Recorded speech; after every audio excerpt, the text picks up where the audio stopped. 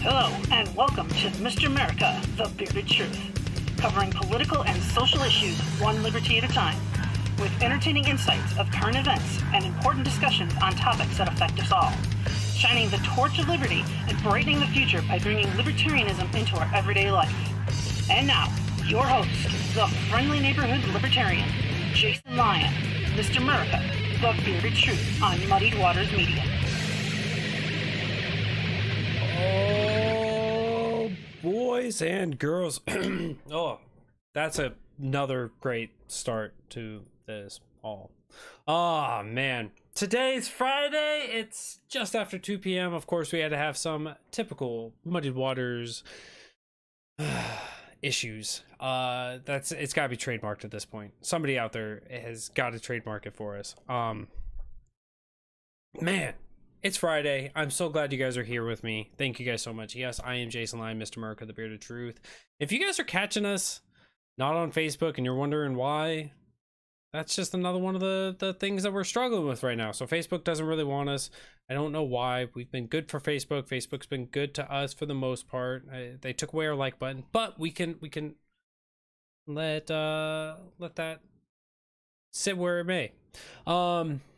Today I've got a hell of a show lined up. I've got the one and only David Fite coming on to talk about candidates. As we look into the future, as we see the Libertarian Party Convention coming up at the end of next month, as we see midterm elections coming up this November, as we see the primaries ongoing now, how do you decide on what a good candidate is? How do you determine whether they're telling you the truth or just telling you what you want to hear? And of course, how can you really fact check a candidate based on what they're saying within their messaging? So a lot of great information today centering around all the different elections coming up. And so I think it's incredibly important that as we move into this area of time that we have these discussions, because all too often we kind of get lax and we build up our views and everything else. So I'm excited to have this conversation today with David Fite. But of course, before that, we got to give a couple thank yous. Thank you to each and every one of you guys for hopping in here, hanging out with me today, this wonderful, beautiful Friday, April 22nd. Thank you guys so much for that. Thank you to Matt and Spike for continuing to give me a platform to give you guys my views, my stances, my opinions on things, and of course to allow me to have guests coming on. Big shout out to Brian Scott Lambrick and to Jenny for the intro, which I've been using for a while now, and I've not been giving them as many thanks as I needed to. Big shout out to Nate Luke for the hold music that you guys get before we come on here. It's amazing what people within the movement are doing in order to help each other be to grow and to build. So thank you to everyone involved on that. And of course, if you guys are looking to find us normally, we'd be on Facebook, YouTube, Twitter, Twitch, Float, and Odyssey. And you can find us there and everywhere, of course. And if you're not finding us live, which I understand, Friday 2 p.m. can be difficult, but if you got the time and you're checking us all live, thank you for that. If you want to catch us later on, you can always catch us on your favorite podcast app. You can take us on the go, whether it's me, Matt, or Spike. It'll always be a good time, and we always have amazing guests when we do have guests. Quick plug before we get into my next plug. What's going on, Stoner? Is that this Sunday we do have a special podcast coming for you guys. You guys have been asking for it. Muddied America is coming back. I will be sitting down with Matt Wright. We're going to be parsing through a new piece of legislation centered around a new DUI law in Tennessee. Interesting stuff there. So new legislation, new conversations, people are getting emotional, and we're going to give you guys the information you need to parse through that. So I'm excited for that. I hope you guys are as well. That's going to be this Sunday night, 8 p.m. And of course, if you're not able to make it Sunday night, you can always catch that replay and all of our other exclusive content and join in on the monthly Muddied Zooms by going on over to anchor.fm/muddiedwaters/subscribe. And you could go over there just for the price of a couple lattes a month. You'll be able to help support the team, make our dreams become a reality, help grow this platform, and help us reinvest into all of you and the content you guys are receiving. So go head on over to anchor.fm/muddiedwaters/subscribe. And of course, the last little bit that I have to do, of course, to pay the bills around here is I have to get my shout outs. My love for the people who help make this podcast a reality for me. And that, of course, starts off with having a little bit of knowledge. So if you're looking to have some nugs, have some knowledge, and have some love in between those, head on over to nugofknowledge.com. Use the code Bearded Truth. You'll get 10% off. It's going to help you guys. Make sure you guys are friendly with the green stuff, of course, when you're purchasing. But legally, they can't really talk about the products that they have. But if you trust me, I'll trust you that you're going to pick something great that's going to help you with that knowledge, with that nug of love, and you're going to have a great time with that. So head over to nugofknowledge.com. Use the code Bearded Truth. You'll get a nice fat 10% discount. It's going to be amazing.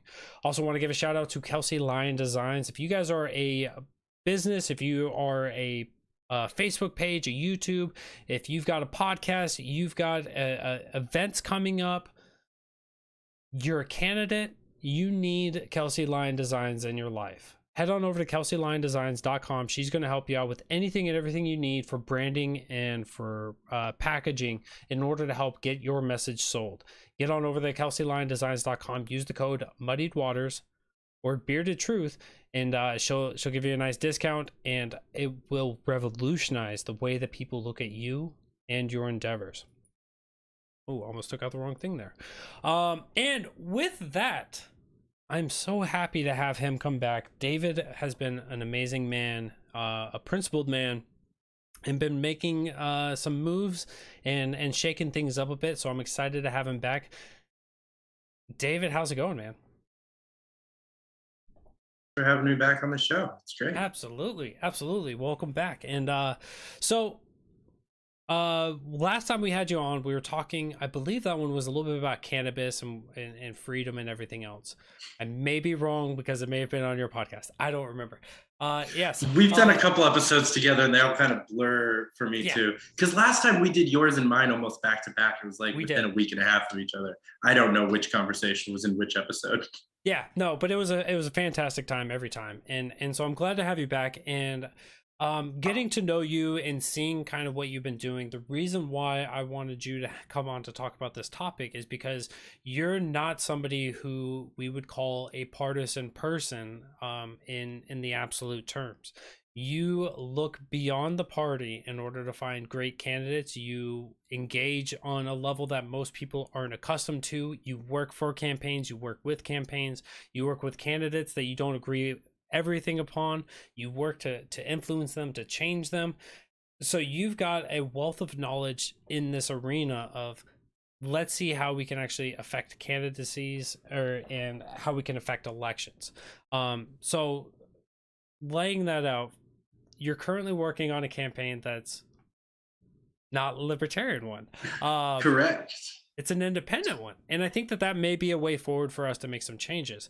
My first question to you as we dive into this, how do you, when you're sitting at home and you're like, I want to work for a campaign, what are the first couple things that come to your mind before you hop on board with somebody? Well, to be perfectly honest with you, the first step is, how did I find out about it? Like the campaign that I'm working on right now, I'm working for a man named Christopher Thrasher, who's a longtime Libertarian Party. He's been all over doing I don't know what job title to give him. Mostly he's a campaign manager. And I got connected with him about this job through Jess Mears, who's also an amazing, wonderful human who I love dearly and would do almost anything for. So when people like that come to me with a candidate, I'm already interested and listening. Even if I didn't like the guy, I might have taken this job just because it was Jess and Chris. Then on top of that, his background is not in politics, and his platform, although kind of weak in my mind, not fully put together yet, it's all dedicated to being a nonpartisan, non-duopoly voice in Congress, being a third option on the ballot. The only really normal policy planks that he hits on is he is pro-cannabis and pro-vaccine, but anti-mandate. So like he walks the line on the vaccine stuff. He actually did like he self-funded and fundraised to fund a big PSA campaign when the boosters came out about like talking to your family and friends about getting boosted, which I don't agree with it, but I'd rather somebody with money and time and energy be doing this privately, trying to encourage people, than be advocating for mandates or laws or anything like that. So I think his head is in the right place. Yeah. So yeah, and he's an independent. He has a better shot at winning this election than a libertarian or a Democrat would. And honestly, the really weird thing is that I've been here for like 2.5 weeks now. I have been asked at least 7 or 8 times if he was running as a libertarian by people who I'm gathering their signature. Because I'm in Indiana, where the word libertarian isn't a curse word like it is in most states. Oh, so it's a curse word. Kind of awesome. Right. Like honestly, it's been such a white pill being here in Indiana and just talking to people on a daily basis that know what the word libertarian is, know what it means, and has a positive opinion of it. It's kind of nuts. That is nuts. And I want to dissect a little bit of that. So you had said that your candidate doesn't exactly have like a big history in politics, and I think that that's something that, you know, a lot of voters really resonate with, that because it's the idea that they aren't tainted yet. And but I think another important aspect of that is that they are impressionable.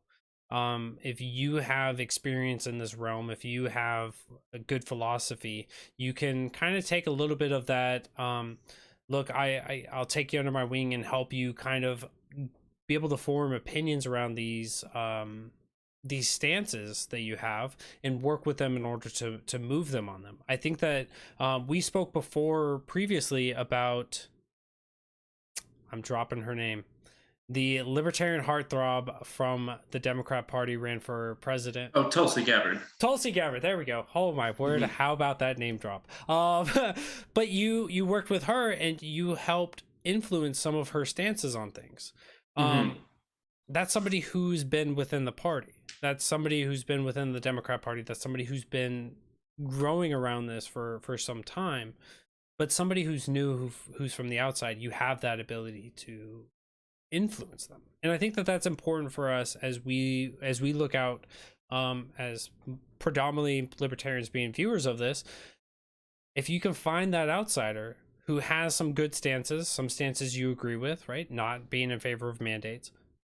How can you influence them on things to help give them a better view on things? I think that that's incredibly important. So, you know, as you're working with this candidate now, I don't know if you can actually talk about it, but are you attempting to help influence in other areas where he doesn't have a strong leaning one way or the other? Bits and pieces, and I will kind of step around what I shouldn't talk about, but I can walk that line pretty easily. At the moment, we're really just working on getting the campaign up and running. Policy is a secondary issue to getting him on the ballot at the moment. Right now, we're getting him on the ballot on the basis of give a third option in this election and an outside voice in Congress if he wins. Like, we're just pushing that. Once he's on the ballot, we've launched fully. Because honestly, we're kind of trying to run a fairly quiet campaign for the moment until the end of June, when the FEC filings come out, and we show that we've raised way more money than anyone thinks we're raising right now. So we're trying to stay quiet until that makes us not be able to be quiet anymore, and then come out loud like, look, we are an independent campaign with this much money. We are already on the ballot. We're already running, and here's the thing. So we want to kind of already have that when we launch. So we're staying quiet. So policy is not really a big issue right now. As soon as that becomes more of what we're talking about, yes, I'll be working with him. And really, to go back to your original question, one of the things that I look for in a candidate is the ability to bring things up. If the candidate is in it for the right reasons and they are kind of this outsider, like we were talking about, they care about the people, but they don't know necessarily what the people care about. So if you can bring issues to them and be like, hey, this is something that a lot of people care about that has a simple solution that we can offer people, and here's the policy plank, here's how it works, go for it. And they're either going to take that and run with it, or they're not the kind of candidate that I want to be working with, Yeah. unless they have a really good reason why they're not going to take that and run with it. But for the most part, if they're not going to listen to those kinds of suggestions, they're not going to listen to those same kind of suggestions from their constituents after they're elected. Yeah, no, absolutely. I think that that's an incredible point. I kind of want to shift gears a little bit and thinking about this as somebody who's not going to be engaged in the voter, kind of some of the process, because as we have like Libertarian Party Convention coming up at the end of May, there's a lot of seats being filled, a lot of seats being filled, and a lot of candidates vying for your vote. Some of them are out there aggressively trying to, keep their name in the hat, and we've got different caucuses working for their candidates and helping get them awareness. But when it comes to specific individuals, what are some of the things that you kind of look for when it comes to who you'll support, who you'll vocally support, and who you'll endorse? As far as the LNC goes, my one and only concern is how will they do at that job. Mm-hmm. A secondary concern is how good of a person are they. I do take their moral character into account somewhat, but I'll be perfectly honest with you, it's a far below the how are they going to do at the job. So for instance, the two loudest endorsements that I've made for LNC right now are Todd Hagopian for treasurer and Eric Rodsep for vice chair. Those two people have demonstrated in their careers that they can not only do the job that they're running for, but they can do that job for an organization 10 times as big. Yeah. They've done it. They continue to do it. They've done it better than anyone else in the party. Todd Hagopian has managed more money at a time than the Libertarian Party has ever received in donations over its entire 50 years combined. Like, that's just an objective fact. Yeah. He knows what he's doing, and he's going to be a great treasurer. No disrespect to Tim Hagan. He's been good so far, but he's keeping us here, and Todd can bring us up. I think the same thing about Eric Rodsep. He not only can do the job of vice chair, but he actually has bylaw amendments in place, or like being proposed in Reno, that would make that job a little bit harder, give him a little bit more, not even power or authority, just responsibility, and will be able to do that because he wants to split chair and vice chair into like CEO, COO, basically. Which coming from a business background, I think that's an incredible idea, and I think Rodsep, being a former COO multiple times over, could do that. So like those two people, absolutely amazing for the jobs that they're running for, and I support them wholeheartedly. Like I also like both of them as humans. I think they're both great people. But if Rodsep was kind of a dick, I would still be supporting him. I just also think he's amazing. There's a saying that I heard that's like, you want to hire somebody for the job, you don't want to hire them because they're a good person. And speaking to that idea, there are certain things, of course, that I will be like, of course this will take you out of the race for me if you do this, that, or the other. But I think that at the end of the day, right, do you want a surgeon who's going to perform surgery on you to be a good person or to be a good surgeon? Like, mm-hmm. And so I agree with that, and that's something that I feel like a lot of people have to grapple with. You don't have to like the person, but if that person is going to be good in that job, and of course we'll dive into how do we discern who's going to be doing a good job, how do we take what they say on the campaign trail of what they're going to do, and how do we measure that to be able to make sure that we're making the right decision. Because of course everyone on the campaign trail has their campaign managers or has somebody in their ear telling them this is what you have to say, but at the end of the day, when you look at their track record, it's like, you started talking about this as soon as you started campaigning. Before that, you were amongst the crowd, amongst the mob, pushing for division. Now you're calling for unity. I like the pick that you said of Todd Hagopian.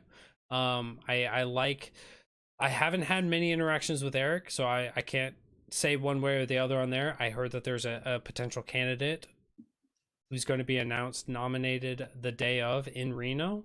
I'm kind of excited. I'm aware. Yeah, I'm kind of excited for that one. So if you guys are in the audience, of course, stay tuned. I may be talking about that the week before the show, before convention happens. So stay tuned for the state of the LP with Jason Lyon. But I think that, you know, looking at the chair race, this is probably the most well-known race in the entire LP right now for the LNC, right, to become the chair. Right now, you've got three major contenders that are kind of vying for the top. You've got Angela McArdle, you've got Tony DeRazio, and you've got Steve Dosbach. These are three people that don't fall into the same group as one another. These are very diverse candidates, and so, you know, looking at their rhetoric on the campaign trail versus how they are in normal day politics, I think is important. And of course, that's up for the viewer to decide on how to look at that. But talk me through a process of how you would look at them and how you'd make a determination. If you were to come in right now into the party and look at those three, how would you determine which one you'd pull the lever for? It's a great question. And while I think of how I want to answer that, I want to say something real quick, because especially if people watched my last episode on your show, and I get this question a lot on Twitter, because I'm not in the party anymore, right? So I get asked a lot why I give a shit about any of this, why I'm even going to Reno, because I'm not a delegate. I'm not going to be voting for any of these candidates, but I have endorsed some of them, and I've had the chair debate, and I do care. And the reason that I care is because I'm leaving the party not because I hate it, but because I want to put my energy elsewhere. I need the Libertarian Party to still exist, succeed, and grow next to me while I'm doing other things. So that's why I care. I want to see it succeed. I'm not one of those leave it and burn it down kind of people. So I just want to make that perfectly clear. Because there's a lot of people that are leaving and trying to throw matches and lit bombs behind them as they leave. I'm not like that. I need the LP to succeed. As far as the chair candidates, if I was joining the party right now and I had no idea about any of the history, about anything, my choice would be pretty easy, and it would be Angela McArdle. Okay. How would you come to that conclusion? Purely based off of her time and dedication to things that I think actually matter. Her work with the mask mandate petitions, both in LA and New York City, especially the fact that she did it in New York City because she doesn't live there. Doing stuff in LA was cool. That's her home city. Like, I'm all for working local. That's awesome. The fact that she also did something in the state, like on the other side of the country, where no one in the New York City LP had the balls to do that.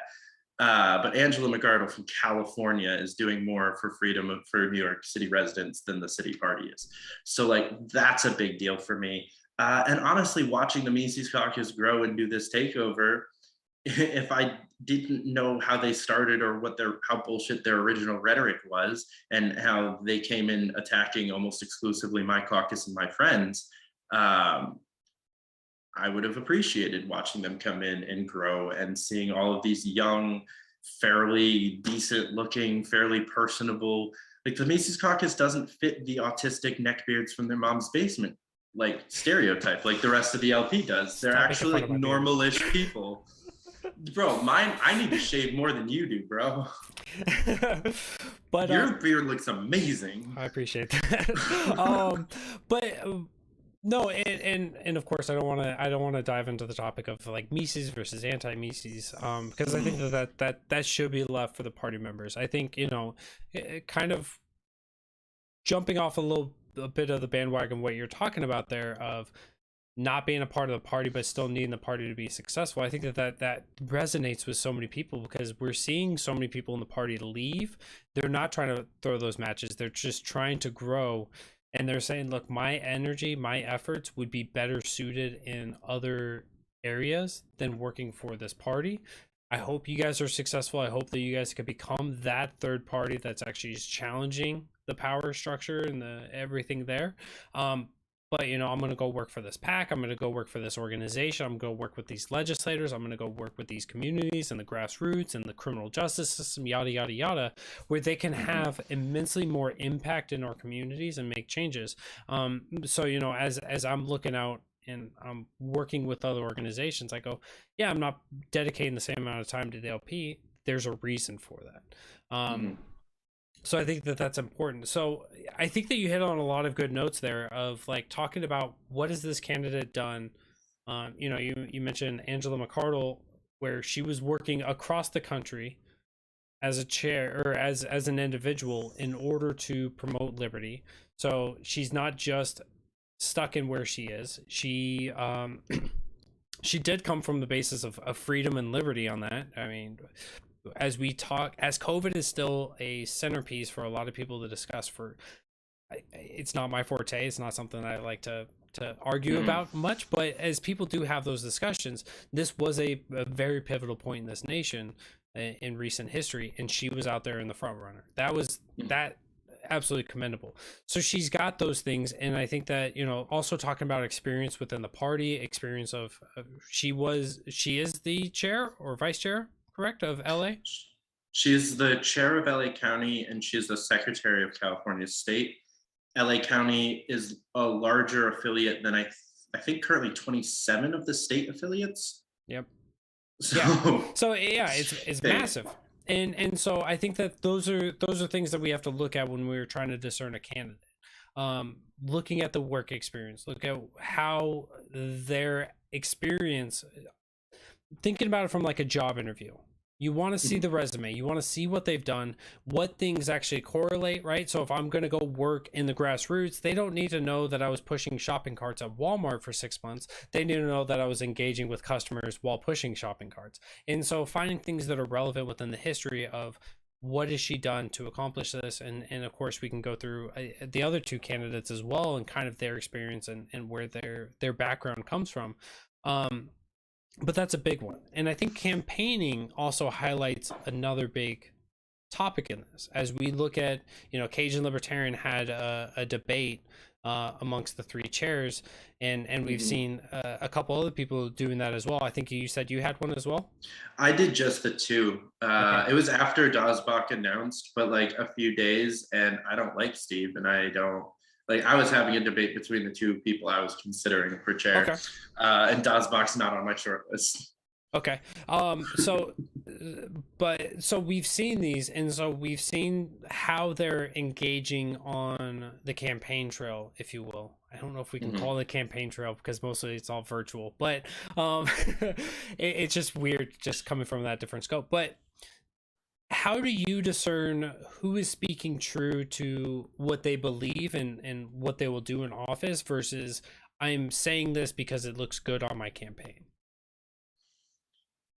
That's a really good question, because I don't think any of the three people that we're talking about right now are campaigning honestly in any way, shape, or form. I think, and I really don't like talking shit about really any of these three people because I do respect all three of them. But Angela has been two-faced on more than one issue throughout this campaign. She's a loudly pro-choice libertarian who has been very quiet about that over the last few months because of her caucus affiliation and what the leadership of that caucus wants. There's a few other issues similarly where Angela is a better libertarian than most people give her credit for, just because she's quieter on the issues that actually count in my mind. Not that I think that that's an issue that's a deal breaker, for the record, but so she's already done that kind of stuff. She's been very pro, like, left libertarian, like, we want to bring in left libertarians, libertarian socialists, and grow the party. And then a couple of days later, I get sent a different screenshot that's basically the exact opposite, agreeing with takes like LP New Hampshire that, like, socialists aren't welcome in the party. So I've seen her do that. Tony is basically the exact opposite. He says neither. He just is a bland, opinionless candidate who just doesn't really stand for anything. And that's why I don't support him. I've told him that to his face.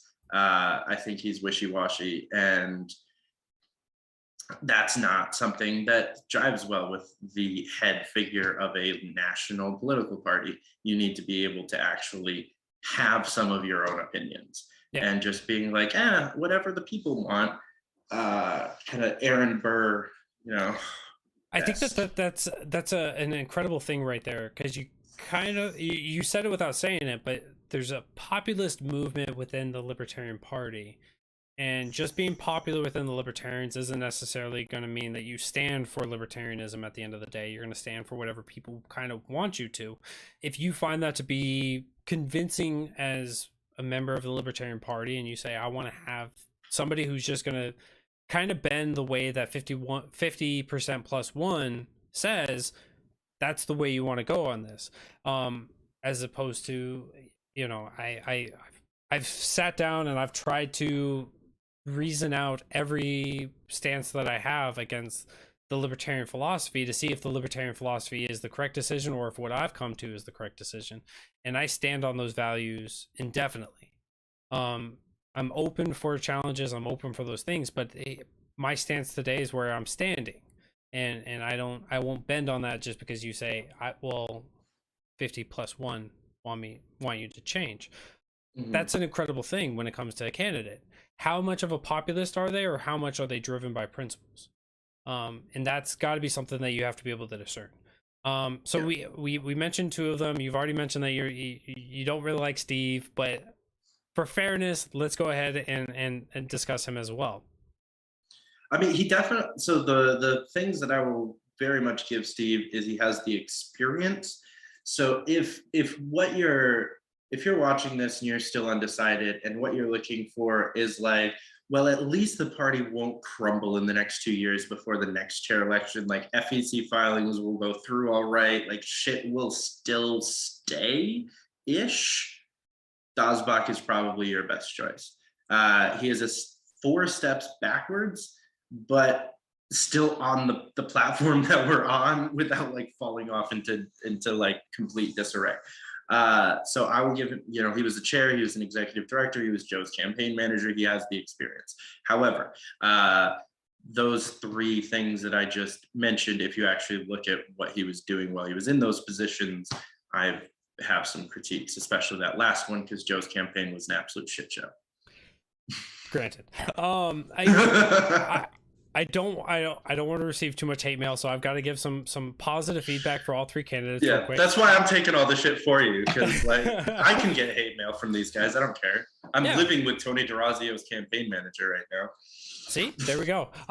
So with Angela, one thing that I do like about her is that she does have a much bigger media presence than the other 2. She is somebody who goes out there and gets onto debates, philosophical libertarian debates. She's not afraid to stick her neck out and have those conversations and meet that conflict. In many circumstances, I think that's certainly some circumstances where she's kind of driven around the bush a little bit, but that's fine. For Tony, I think that Tony is probably the person that I see as the most impressionable, the one that we can actually see some difference because of that populism. But I've also challenged Tony, and Tony said, Jason, you're absolutely right. Like, I was wrong in that instance. I'm sorry. I'm human. Like that there. Having humility, I think, is something that Tony has a leg up on the rest of the competition. And for Steve, you know, being a former LNC chair, having the numbers that he did and kind of understand the networking on the inside, I think that that's something that, you know, the party would be remiss without having. So all 3 of them have got some pitfalls, of course. Some of them have some positives. Who am I endorsing? Absolutely none of them. I can't endorse any of them from a journalistic standpoint, but also from a personal standpoint. I have not made that endorsement, and I don't know that I will be. But stay tuned. Potentially at the State of the LP, I may make an endorsement the week before convention.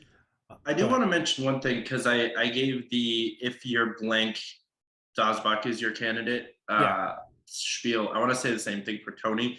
I think the correct plan for if you're a Tony supporter is put Tony in charge, and then care much more who the rest of the LNC is, because like you said, if you put someone up there that's going to go with the 50% plus one, you just got to make sure that the 50% plus one is going to always come to a principled opinion of some sort.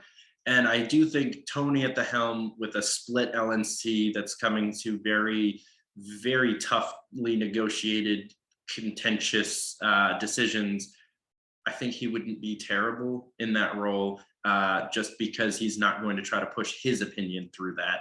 He will actually listen to the concerns of the entire body. But again, I don't like him in a leadership role.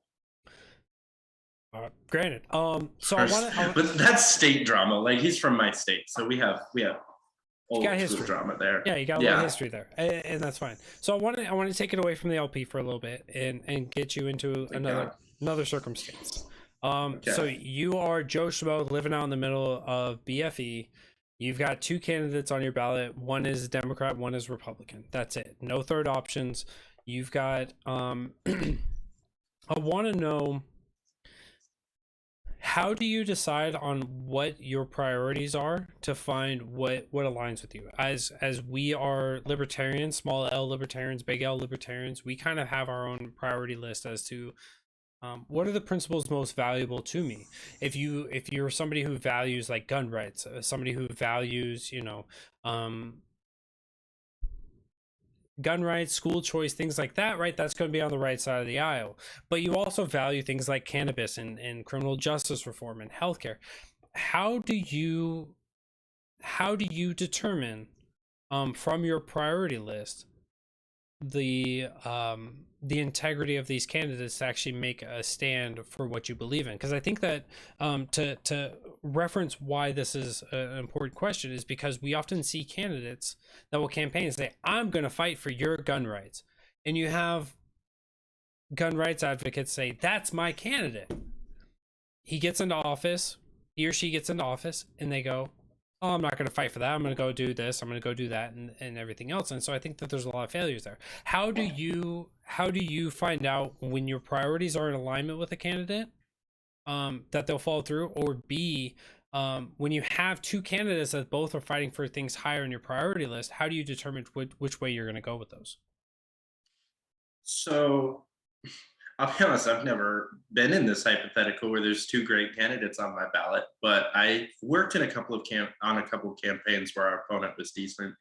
So my two priorities are guns and drugs, which does make it kind of difficult, what you're talking about there. And for me, it comes down to, where do they actually stand on those two things? Because every Democrat, for the most part, unless they're an idiot from like West Virginia or Virginia, some of those weird blue states that can still get away with this, every Democrat is pro-cannabis. I worked for Tulsi Gabbard because Tulsi Gabbard was straight up legalize heroin because the war on drugs is evil. Or decriminalize heroin, at least. Yeah. Right. It's a commendable stance. That is a much different stance than your average Democrat. Her and Yang were the only two people that talked about anything past cannabis in the 2020 primary. So like, that's above and beyond. You can take a similar look at gun rights activists. If they say, oh, I'm going to fight for your gun rights because look, I have the NRA's endorsement, I'm going to laugh in your face. The Negotiating Rights Association? So if they say, I'm going to fight for your gun rights because I think every gun law is unconstitutional and I want to see a repeal on this, or this, then I will even be okay with you only being like pro medical marijuana or something like that, right? Yeah. But you have to be at least pro medical marijuana if you're a Republican, and you have to at least not want worse gun laws if you're a Democrat, or at least not much worse. Like Tulsi Gabbard and I disagreed on guns, but she was still firmly pro Second Amendment. She just interpreted it differently than I do, where obviously most other Democrats are like, oh, the Second Amendment is dumb and we should get rid of it. Anyway, she was handing out pocket constitutions and shouting down these moms that were saying, oh, your gun rights aren't more important than my child's life. That's a comment that she got at a town hall, and she argued with that person and shot them down, as well as the crazy libertarian dude that was calling her a gun grabber. And she like walked that middle ground, and she actually had a principled stance. So I could work with that. if she was actually a gun grabber, there was no way I would have been on that campaign. So I think that the actual issue is when we just have like a checklist style with the policies. It's like, oh, they're pro drugs, oh, they're pro guns, oh, they're pro tax reform, because those are boxes that are really easy to check through rhetoric and just bullshit. Yes. You need to actually figure out where on the spectrum of each of those issues they are, and how liberty versus Authoritarian. just authoritarian. I was gonna say more just like man, I'm spacing on that word. Whatever. Yeah, if they're just rhetoricing at you based off of what their parties are used to, then they're probably not as pro-liberty as they sound. If they are willing to go against the grain to be even more pro-liberty than their own party, then that's where I'll start to move. No, and that's an incredible distinction. You brought something up that it resonates so much with me. So I live in a deep, deep, deep red area of a deep, deep, deep, deep red state of South Carolina. This is MAGA country. This is Trump country. This is, like downtown Chicago. Sorry. But it's one of those things that every Republican candidate says I'm pro-gun, and I say my first question is how pro-gun is pro-gun, right? Do you believe that the NFA is just? Do you believe that it should exist? Do you believe that people should have fully automatic firearms? Or do you agree with kind of where we are and you're just saying I'm pro-gun because I'm going to stand where we are? And this will divide your entire field. And so it's one of those things that, as you said, right, you have to find out where they're at on the spectrum. And I said authoritarian, but maybe I was thinking more of like a pragmatist. Or something else where it's like, are they going to stand up and be principled, or are they going to let the flow be the flow? And so, for me, as those things are higher on the priority list, it's like, I need to follow up with them. You say you're pro gun. What does that mean? How does that look in your way? Don't come, and oftentimes what I see is, even some debates I've seen, where you're asking a candidate something and you give them the answer you want in your question. You want to make these things as open as possible, where you say, how pro-gun is pro-gun? Like, what does that mean in your view? And when they say, well, I believe in the Second Amendment. Okay, what does that mean, right? Give me a vision of what that means. And that's when you've got them squirming in their seat because they don't know if you're a pro-gun person, anti-gun person, where you're at on the spectrum. And it's going to look terrible on them if they start asking you questions like, I'm not running for office, but I'm trying to figure out if I should vote for you or not. Mm-hmm. You got to put them on their spot a little bit. And so, as we reflect on the election process and the campaigning process, right, we always look at the national level, but I think that more importantly is looking at the local level where you can have these more intimate conversations. I could send Tulsi Gabbard 1,000 tweets. She might not get me until David Fite retweets it at her. But until that moment, I'm probably not going to get her. But the guy that lives 2 streets down from me, I could get him anytime I want to. I'm going to find out where he goes to get coffee. I'm going to sit down. I'm going to have these conversations. I'm going to make it ugly for him. But we have to be able to discern those things as we're looking at these candidates. You have to know beyond the, I don't know what the term is, the talking points. Mm-hmm. And so I thought it was beautiful that you brought that up. I think that's an incredibly important distinction there. Go ahead. I was just going to say, one of the other things that really gets me about this kind of stuff is especially libertarians and people within the liberty movement are very, very jaded and I don't say partyist. Yes. Like tribalistic, partyist. If I told you that I was working for a Texas state house candidate who is running in the Republican primary just outside of Houston, like West Houston, in the extremely wealthy suburban area of Houston, you probably might like configure a person in your head of who that might look like. He's probably not exactly super pro-liberty in a lot of ways, right? And so this is a person I'm actually talking about. I just got done working on this campaign. It was like January, February, and until March. I believe he actually won. I left before the primary date, and I don't know. But this guy was one of the founders and the trustee of a school district that operates within the prison system of the entire state Texas prison system, getting inmates high school diplomas, GEDs, and CTEs with a job placement program into like 75 different fields, with a drastic decrease in recidivism across like everyone that joined the school district. That's not probably something that you had in mind when I said right-wing Republican in West Houston, of course not. right? Engaging So, like, in the criminal justice system in a positive way for the community, it's not typical. But anyways. Right. And he sits on the state criminal justice board. He is quite pro-police, but he's pro-police because he works with them and he engages with them and he's trying to make them actively better. And in that area, they're not as bad as in some other areas.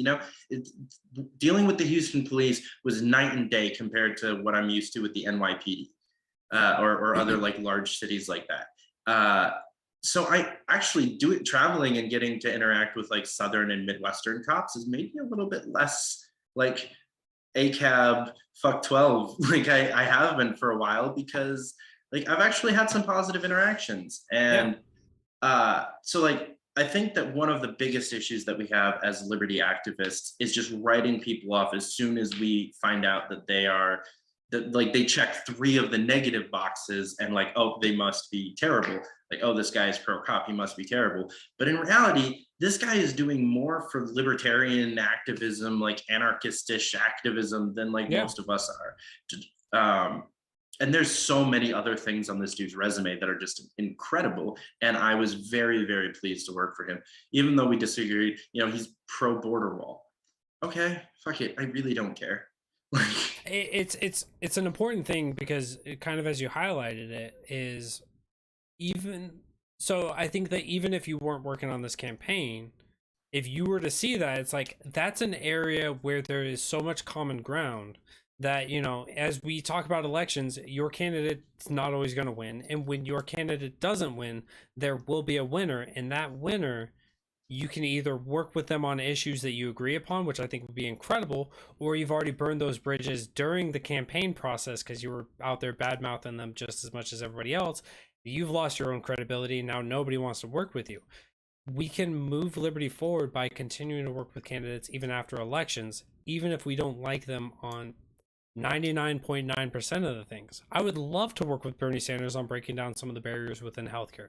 I disagree with him on 99.9% of the healthcare things that he stands for, but there's some of the things that I agree with him upon. So, it's things like that we have to kind of have.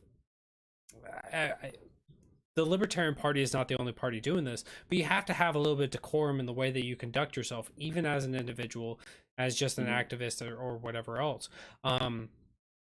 Because I would love to work with him. I don't care that he's a Republican. Working on the criminal justice system, reducing recidivism rates, that's better for the community every single time. There's no way to twist that into a negative way. So I see we're coming up on time, but I want to give you kind of an open-ended question. Yeah, it flies through. That was a quick fucking hour, dude. Yeah, no, it's insane. So when you sit down and you go, here's this election for this seat, and you can create whatever seat you want to, and you've kind of measured out, and both candidates are good, both candidates have good policy.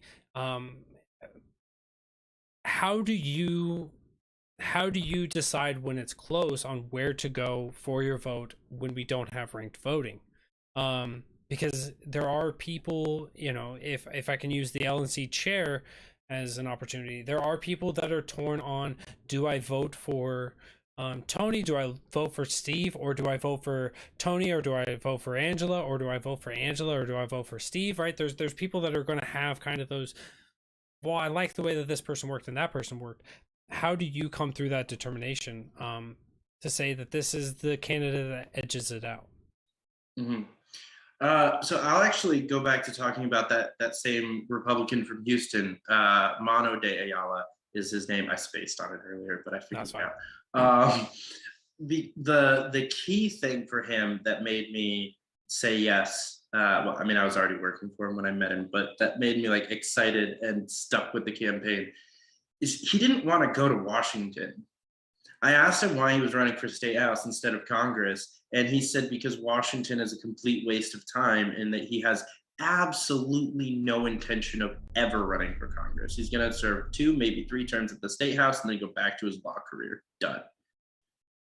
That mindset is the difference maker for me. If you are not power hungry, if you are looking at it as a public servant mentality because you think you are going to be able to do more good for your community with this seat than you are without it, that is what really earns my vote and my support, up pretty much on top of everything else. What an important distinction. I'm so glad that you brought that one up. Is that position going to be a stepping stone, or is that position where their heart is? Holy smokes, I can't believe I didn't even think about that before. It's you know, because I threw around the idea in my local area of running, and I was like, I'm going to run for state house, and then I'm going to run for state senate. Why would anyone vote for me running for state house if they knew I was just going to run for senate in a couple terms after that? It's got to be discouraging for somebody out there. I would have been losing votes for that. That's such an incredible, important distinction. It's a mistake libertarians make a lot, because we talk about that 5-year plan in our first election often, and it's ridiculous. It's like, oh, I'm going to run for governor so that I can run for president. No one wants to vote for that. Nobody. Yeah, because if you're doing a good job as governor, why would I want you to go around the country when you could be doing a good job for us? And who's going to replace you? Like, all too often I think that we look at politicians and they see us as stepping stones. I've got to get this collection of people from my state house district, and then I'll go up to my Senate district, and then I'll go to my US House, then I'll go to my US Senate or governorship, and it's just like, you're just trying to. The thing is, that's how it works. It's how it has to work. Like, if you want to move up, you need those positions as stepping stones. And the other problem that libertarians make is that we just skip the stepping stones quite often. But you can't say it out loud. Yeah. Right. We always talk about, how the mainstream media has been slipping up the last 2 or 3 years heavily, saying the quiet part out loud. They're slipping up saying the quiet part out loud. We just do it loudly, super loud. Yeah. It's like, it's the quiet part for a reason, guys. Yeah, it really is. And that's the thing that, like, looking out there, if I knew somebody wanted to use it as a stepping stone, I want them to be a leader first and say, I'm going to go run and I'm going to be in the state house. And while I'm in the state house, I'm going to help build up coalitions to get other people like-minded as me come in, learn from me, I'll learn from them. We will make this state a better place by doing this. And then once I've accomplished that, then I can move up and move to the next level, right? It's similar to a business, right? You want to have a supervisor that, everyone comes in and they're like, I want to become management, right? The people who have that mindset, which is not a huge portion of the workforce, but there is a portion of it. If they're just saying, I want to be a supervisor so I can be a manager, it's like, well, you kind of, there's important skills that have to be learned there. And if you can't create new supervisors that are going to follow in your lead, how are you going to be at a management level with more responsibility? So I think that that's another huge aspect of this. But want to give you any of your last thoughts, anything else before I wrap us up? Yeah, I just want to make one quick more comment on the stepping stones thing, because a lot of times that conversation starts at state house, and I think that's wrong. County legislature is where that step starts.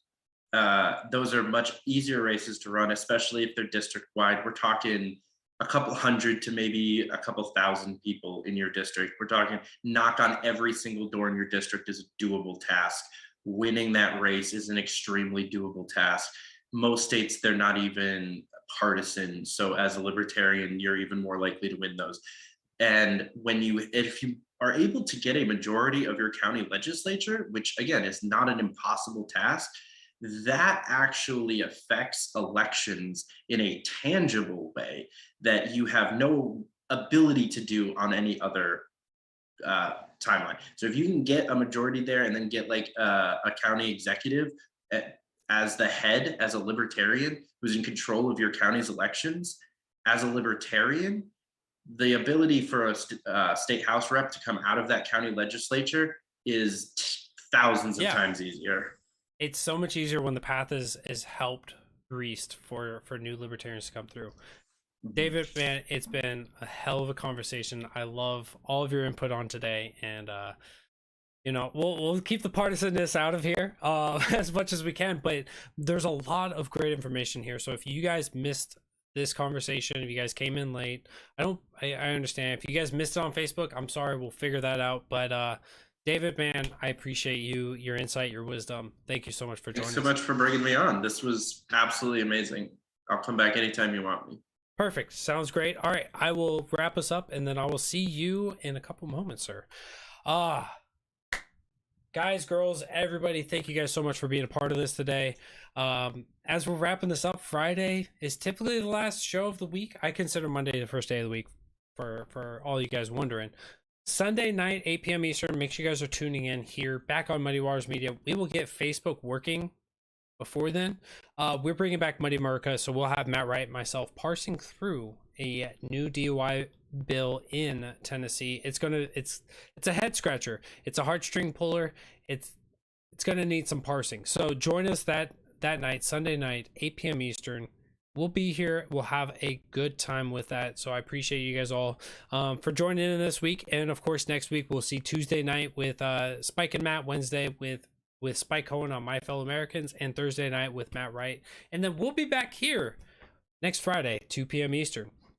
So I love you guys all. Appreciate you all for tuning in, checking this out, for streaming, for replaying this, for sharing this out with your friends and family, for supporting it, liking, sharing, commenting, all that stuff. You guys are all amazing for that. Thank you guys so much.